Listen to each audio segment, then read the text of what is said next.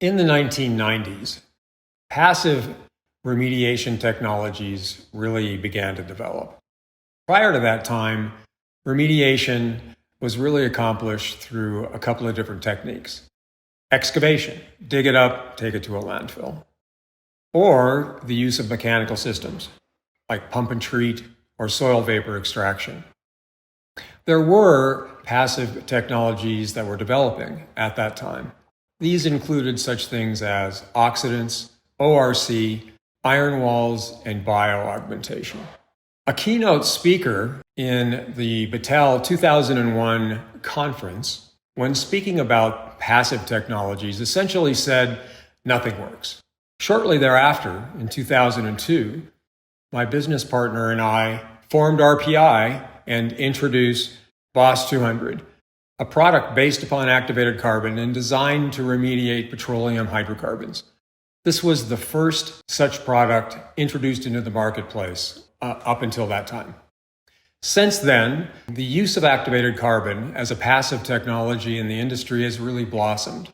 Along the way, there have been many skeptics and also the dissemination of a good deal of misinformation. Through these short presentations, RPI really wants to share its excitement about the product and its belief that activated carbon should play a substantial role in situ remediation into the future, and at the same time speak to the skeptics and also to the misinformation on activated carbon. This is chapter 1 of the Carbon Chronicles.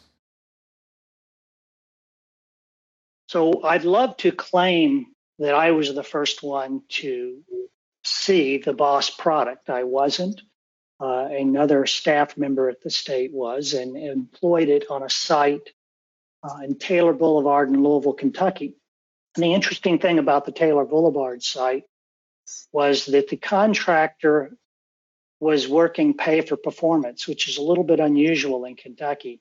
And he was down to, I think, about his last $40,000 to $60,000, right in that range. And if you know anything about remediation, that's not a lot of money. And so almost as a desperate gamble, he used the Boss 200 product, and the site cleaned right up. It looked great. He managed to come in under that wire for that pay for performance, which is tough for a lot of contractors. So as I thought about that, I thought, this is really ingenious. If you can sorb the contaminant, then you completely change the conceptual site model. You change the risk pathways that can be completed. You change the risk scenario for the site. And if you can decrease the risk to humans, if you can decrease the environmental impact, then that's a winner right there.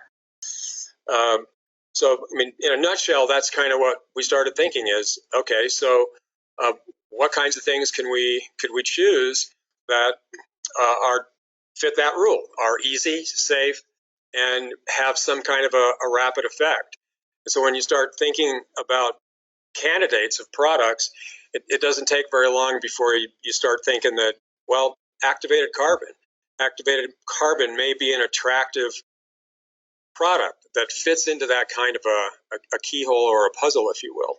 So that's really how it started, and that's how activated carbon really came into our perspective or into our universe of thoughts to start thinking about, well, what can we do with that, and how can we use that product?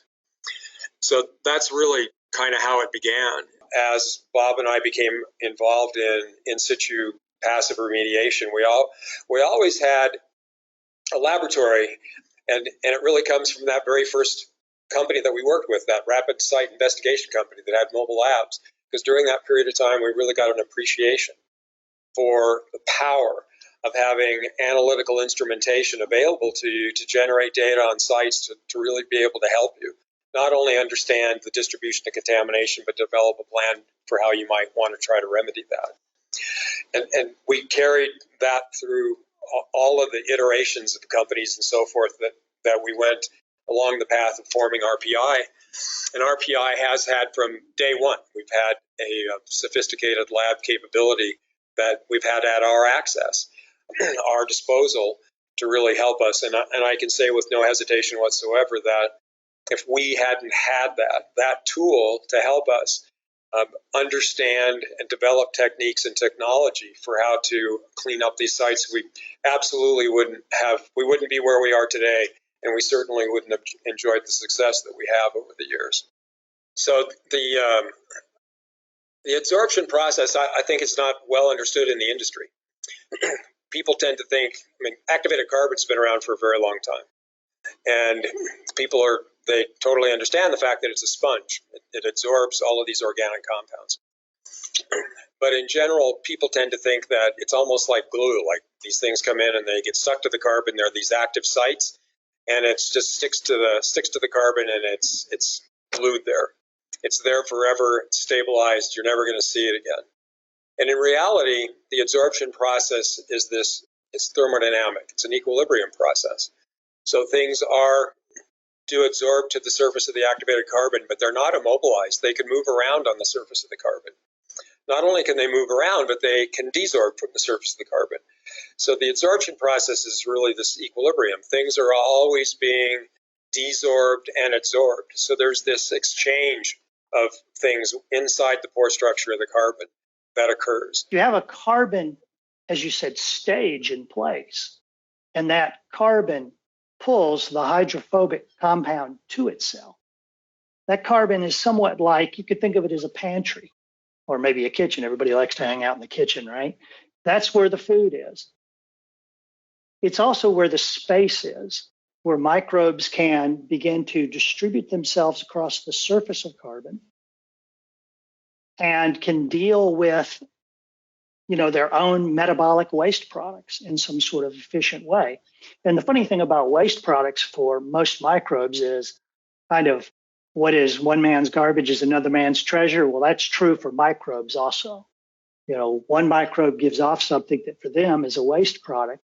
It's a food product for the next microbe. But that really only works if there's some sort of continuous connectivity between those microbes, which carbon can provide.